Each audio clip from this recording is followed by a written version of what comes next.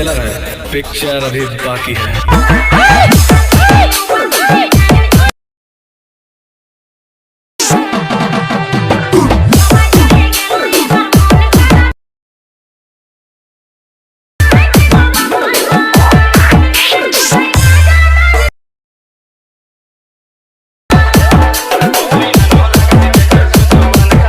তো বন্ধুরা ভিডিওটি কেমন লাগলো? ভিডিওটি ভালো লাগলে অবশ্যই লাইক করবেন।